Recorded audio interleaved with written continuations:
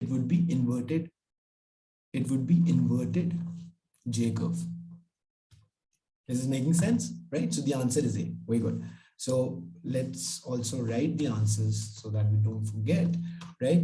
So for 30th, we selected A. For 29th, we also selected A, right? So A and 29, we also selected A. Okay, now let's continue with our practice. Okay, now what's the next question? 28, here it goes.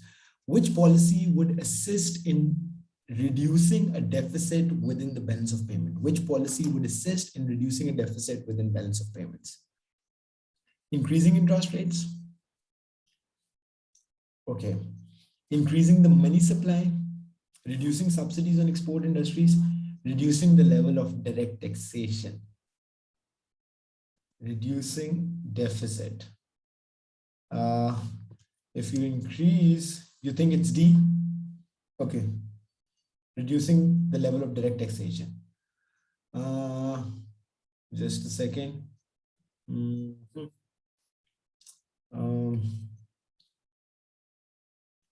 I would say it's A. Arbab, do you want me to explain it right now? Let me check. I think 28 is A. Oh, I opened the wrong marking scheme, I guess. This is the marking scheme. 20. Sorry about that. October, November, we are doing October, November 19. Sorry, I did not open the marking scheme. October, November 19. Just a second. This is May, June. This is October, November 18. And this should be October, November 19. And this should be 1, 2. Let's see if this is October, November 19, 1, 2. And this is the marking October, November 19, 1, 2. So 28 should be A. 28 is A. Okay, let me explain you this, Arbab. So the question was saying, have a look at this. Which policy would assist in reducing the deficit on the balance of payment, right? So you selected D. Why is D incorrect? Let me explain you first. Reducing the level of direct taxation. Now think about this. When you are reducing your taxes, people have more disposable incomes. When taxes are lower, people have higher disposable income, which means that they're paying less in taxes, so they get to have more money in their pockets. With that more money, they are more likely to spend on imports. They are more likely to spend their money on imports. Arbab, are you following? So that's why when the level of taxation would be lower in an economy, which means higher disposable income after taxes. What is disposable income? The income that is left with the individual after paying taxes.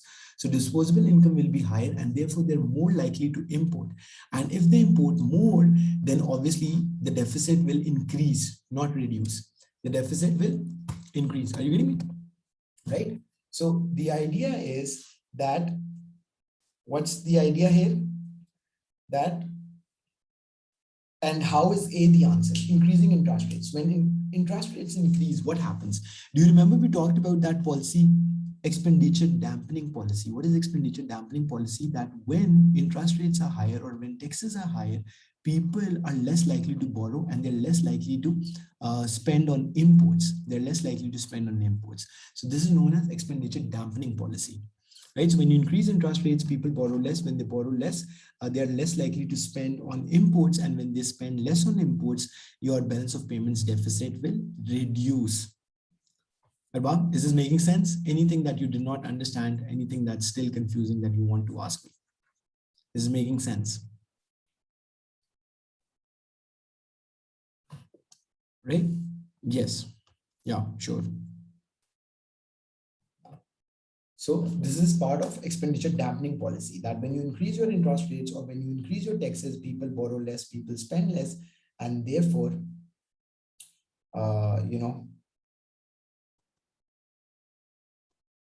right?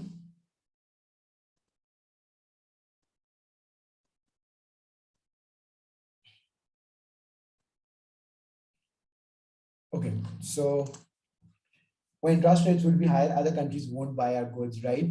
Or spend in our country. So our exports won't decrease. Just a second. When interest rates would be higher, other countries won't buy our goods or spend in our country. No. Arbab, no, this is not how it works. This is not how it works. Think about this. We are looking from Pakistan's point of view. So think about this. If Pakistan is a country, think about Pakistan's perspective. So higher interest rates Think about this. This means borrowing is expensive. When interest is higher, people don't take loans, right? Because borrowing is expensive. When that happens, they will spend less amount on imports, right? Have a look at this. So the thing that we studied in expenditure dampening policy, have a look at this. The thing that we studied in expenditure dampening policy, right?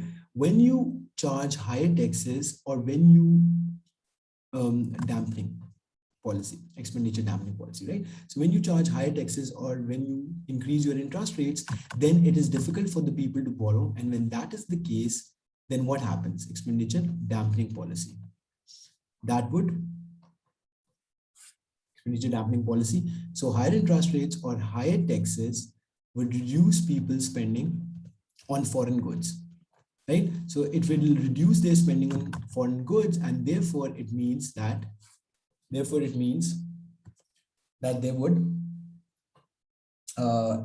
buy less imports. When they buy less imports, your deficit will be reduced. Why? Because less imports, less money is going out of the country, less cash outflows, and therefore your deficit will be reduced. This is known as expenditure dampening policy, right? Is it making sense? Arbab? So don't look at from the point of view of what effect it will have on the exports. Think about what effect it will have on the imports, right? Okay, now moving forward from here, the next question says 27.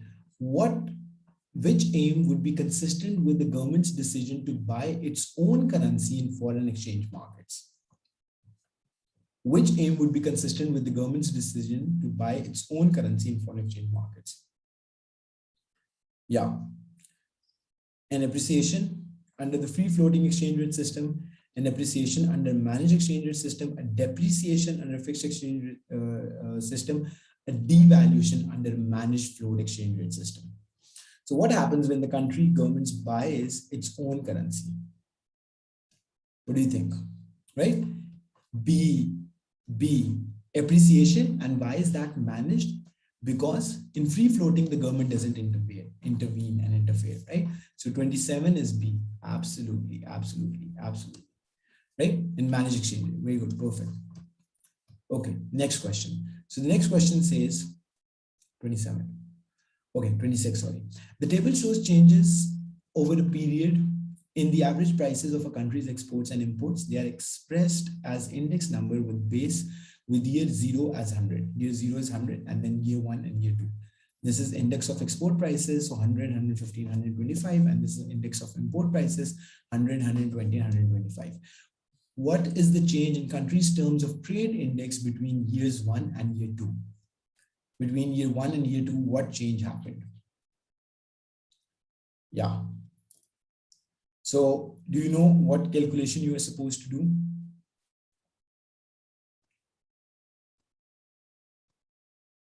Between year 1 and year 2. So, okay, great. Then do the calculation and then let me know and then we'll discuss.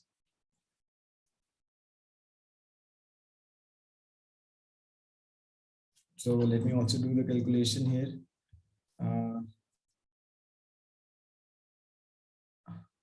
Just a second. This value is 0.95. And then, right.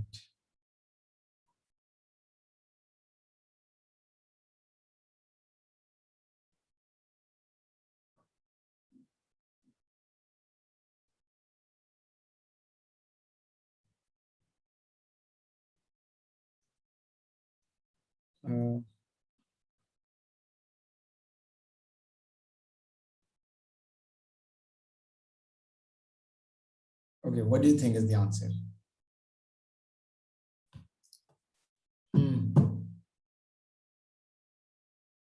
Export prices divided by import prices. Yes, that's correct. Okay, think about this. So have a look at this. No problem.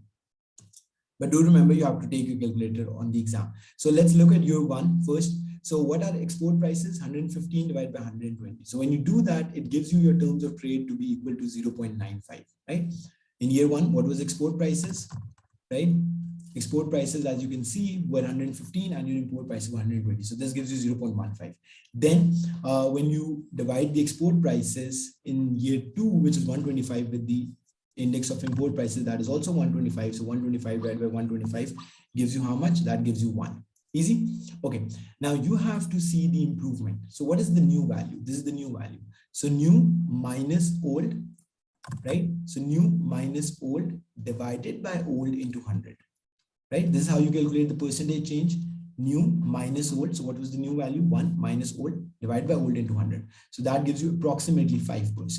So your answer should be, it improves between 4 to 5%, right? So let's quickly go and see if that is the answer. So this was 26. So 26 is D, right? Is making sense? So that is all what you were supposed to do in this question, right? Just give me a second. So as long as you know the formula, you know how to apply it, you should be good, right? Perfect. Okay, let's move to the next question. So let's see what we have next. 25. A foreign government pays a UK university to educate its students. A foreign government is paying UK universities to educate their students. How would this be recorded on the balance of payments current account of the UK? So we are looking from UK's perspective. So if foreign students are coming to UK to study, how would that be recorded? Right. What do you think? So education, we did discuss this while we talked about, yes, absolutely. So education is what? Education is services, and that would be inflow because the money is coming in. Foreign students will be paying you. So 25 is C. Very good. That's correct. That's correct. Absolutely. Very good. So let's also check for, let's check the previous one. So 30 we did A. So let's see, 30 is A, 29 we did A. That is also A. Very good. So up till now we got all the questions correct. So let's move to the next question then. Okay, now it says in February 2016, the Organization for Economic Cooperation and Development, OECD, urged major economies such as US and Japan to increase government spending. So the organization wanted countries to increase their government spending. How would this affect the aggregate demand curve in these countries? If the government spending is increasing, how would that affect the aggregate demand of these countries? Urged, I mean requested, or you can say, pushed or requested them or asked them, right? So how would that be reflected over here?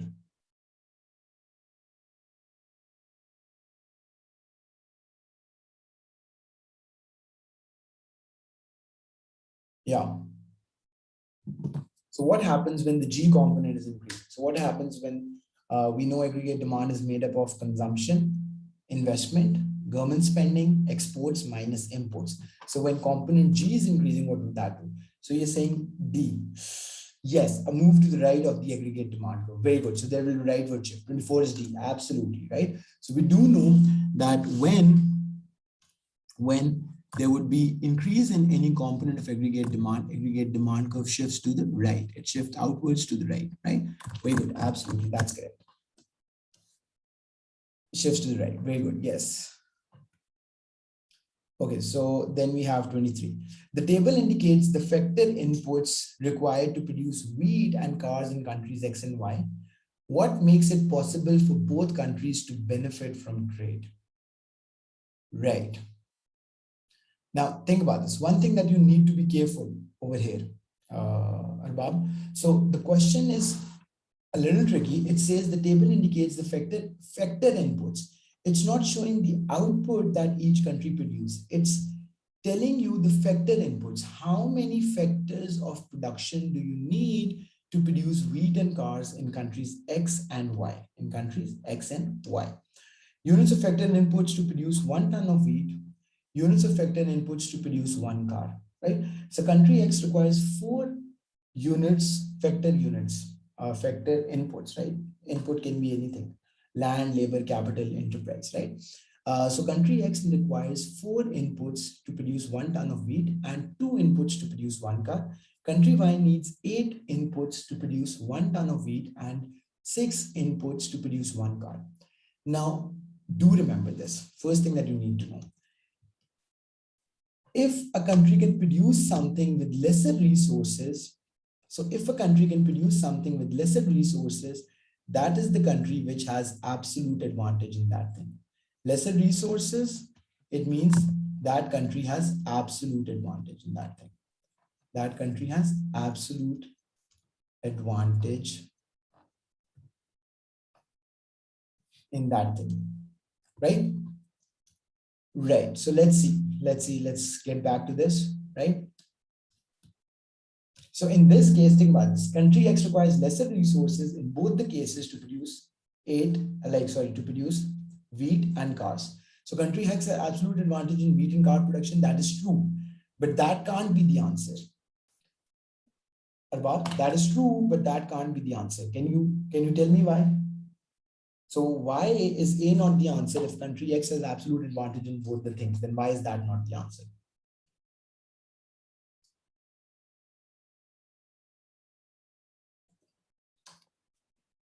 Because think about this. Think about this. Let me tell you the answer. So the reason is that if a country, as I said during the class, if a country has absolute advantage in both the goods, then what would the other country produce? What about the other country? Then does that mean that the other country will not produce anything? I mean, it doesn't make sense, right? Right? If a country, let me write the statement for you. If a country has absolute advantage in both the things, then it is not beneficial to trade. Has absolute advantage in both the things,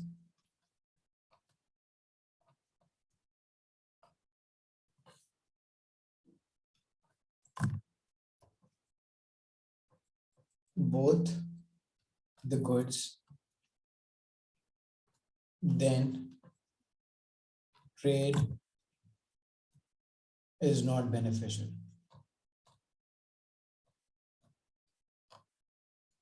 Beneficial, right? Are you getting me? So that is when absolute advantage fails. Then you have to look for comparative advantage. Okay, now let's go back and let's copy the values and then see which country has comparative advantage in which thing. Now have a look at this. Okay, think about this.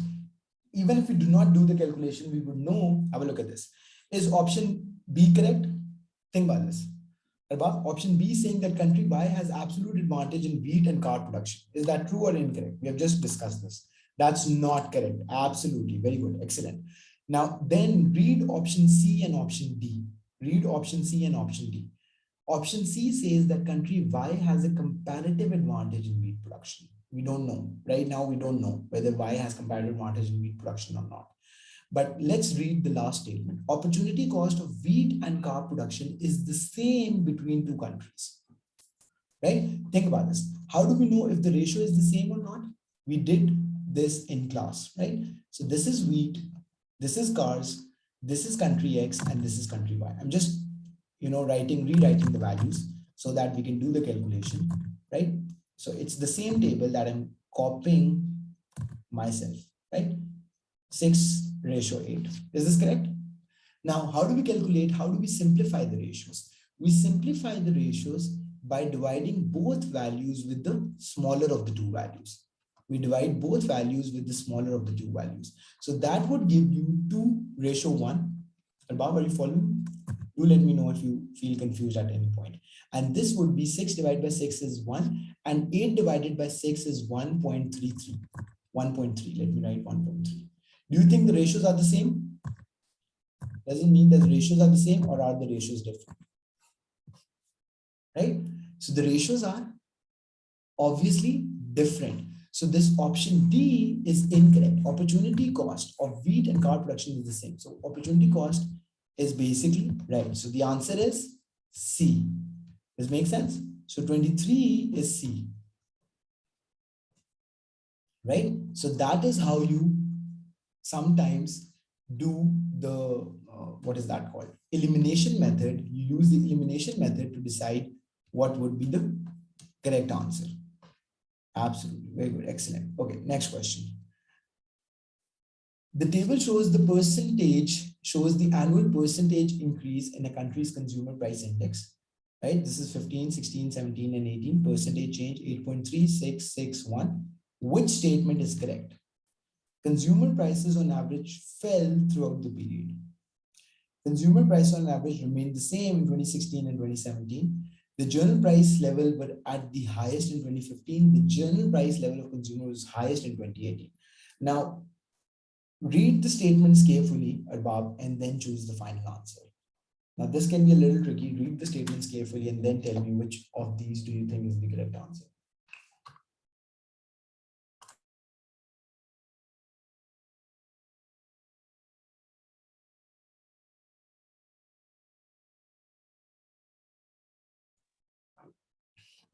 Let me give you a hint. Let me give you a hint over here.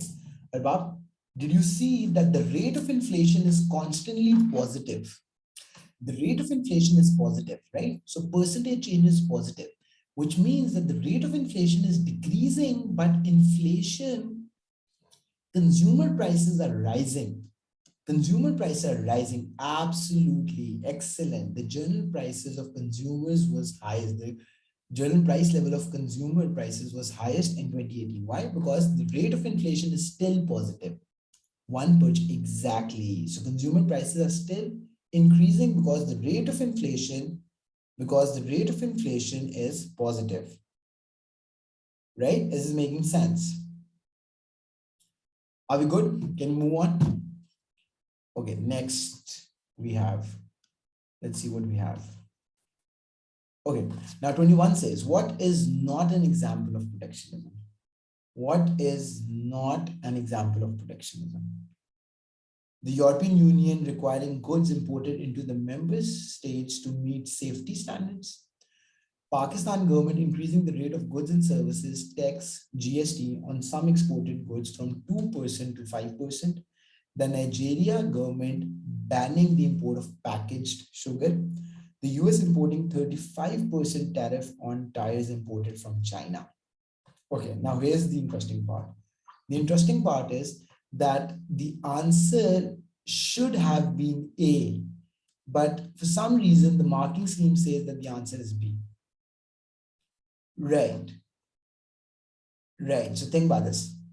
So about 21, if you see over here, 21 is B. 21 is B, yeah. So we were thinking it's A, but it's B. Right. So, I mean, yeah, it can be because, I mean, obviously, A is, that is not an example of protectionism, right?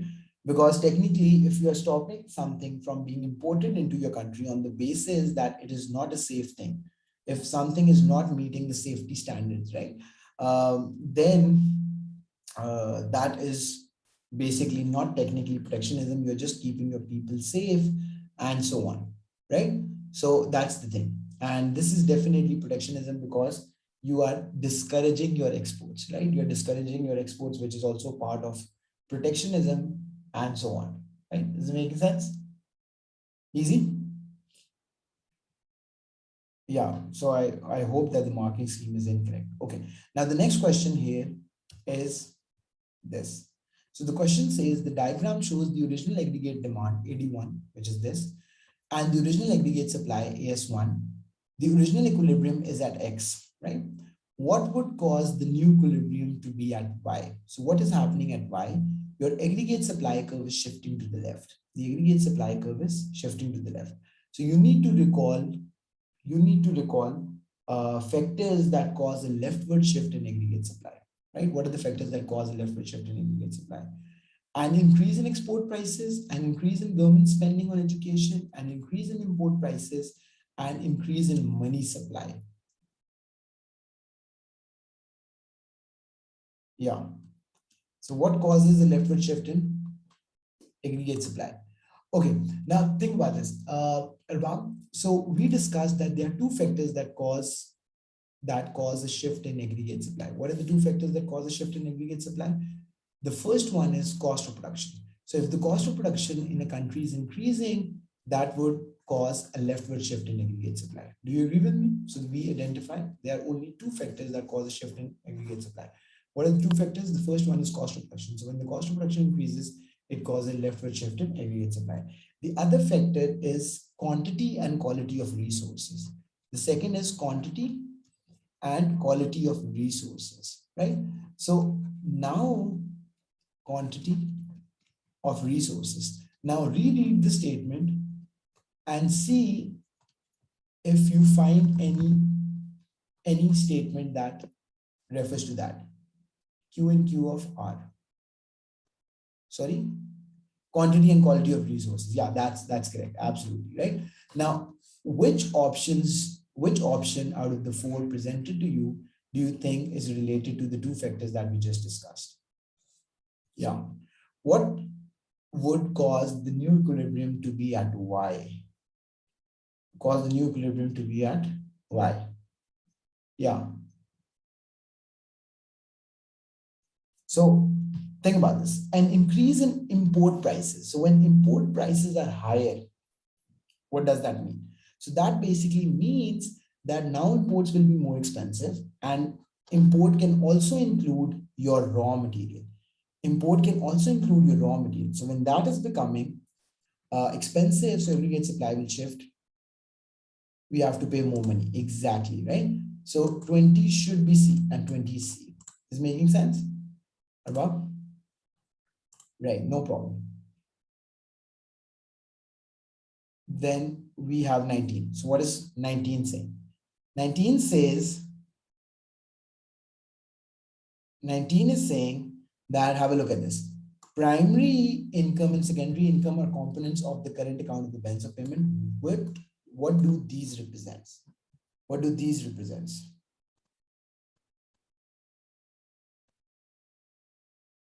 What do these represent? Right? So do you remember, I might not have used this, you use the statements during the class, but let me tell you, otherwise you will not be able to answer.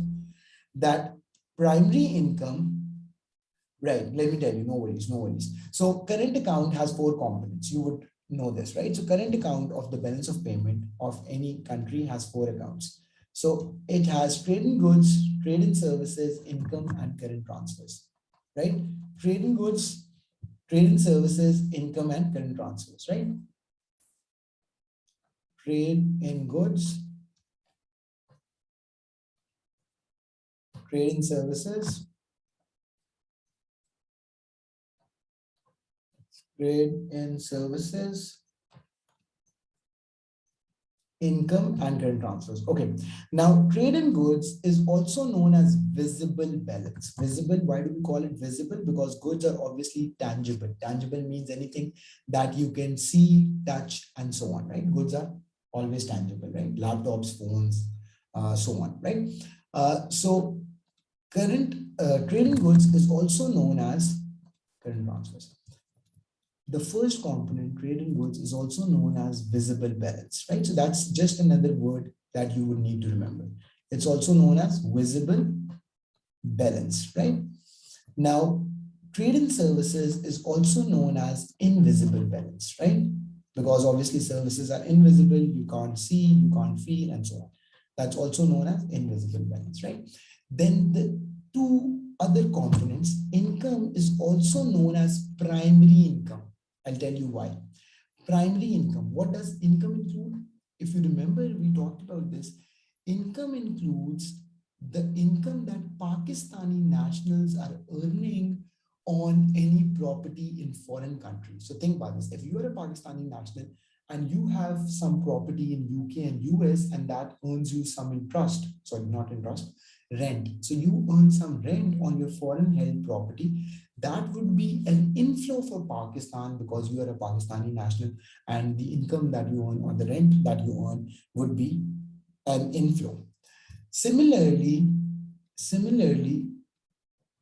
current transfer is defined as secondary income. What was current transfer? Current transfer was any aid or loan that the country is receiving from another country. What is current transfer? Current transfer is the aid or a loan that a country receives from another country. Now, why do we call these primary and secondary income? So think about this. The only difference between primary and primary is basic. If I say that primary reason for this happening, So primary, the word primary in English means something more fundamental, more basic, right? And secondary is obviously that comes after that. So income that you earn on the foreign held assets is primary income because that is the main source of income. And secondary income is current transfers. Why? Because the loan or the aid that you receive from another country is not really your main income. So these are just two additional terms that you would need to remember. Is this making sense, Riba? So income is also known as your primary income, and secondary income is also known as current transfers. So 19 is C. 19 is C. Is it making sense? Is there any confusion? Anything that's not clear?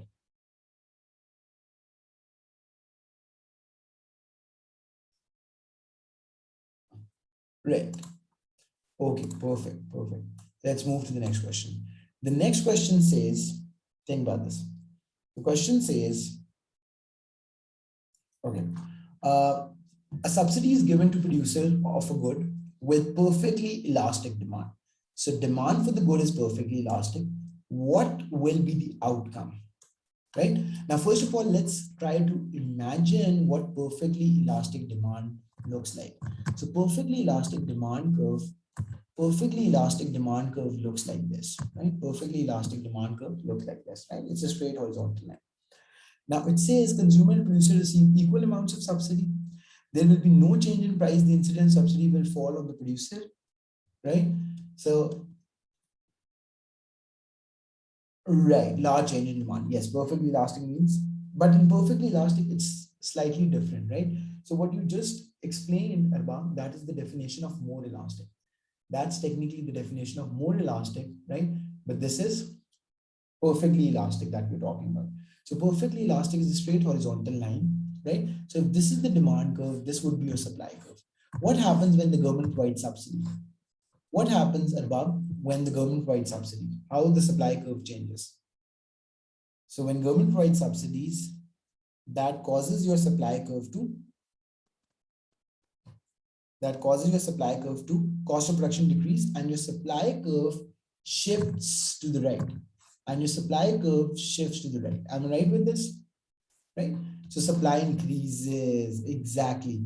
So option B, have a look at this. There will be no change in the price. So there will be no change in the price. And the incidence of subsidy will fall on the producer. Basically, the entire benefit of the subsidy goes to the producer, because you can see for yourself, previously this much quantity was being sold in the market, and now this much quantity is being sold in the market. So the quantity sold has increased, right?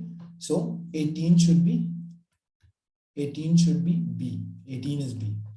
Is making sense, right? So for questions like these, always try to make a graph so that you are more clear and sure that the option that you're choosing is correct, right?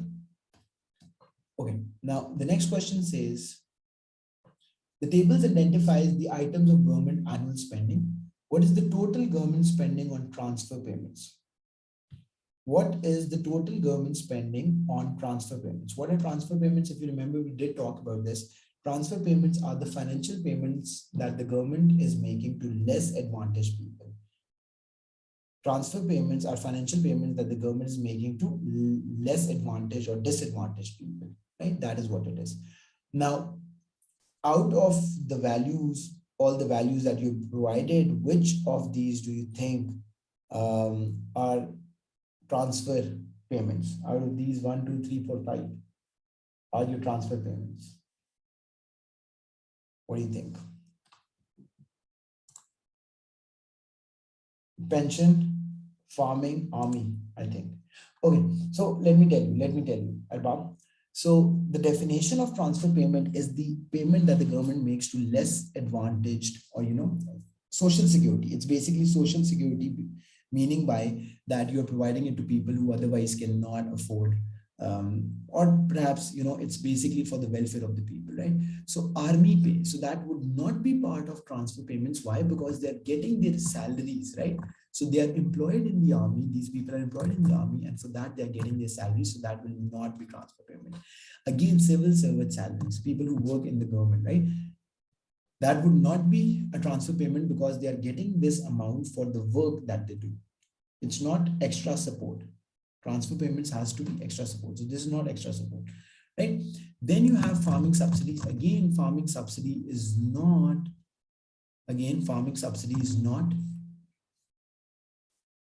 what is that called? It's not a transfer payment. It's not a transfer payment. However, pension statements and welfare benefits are.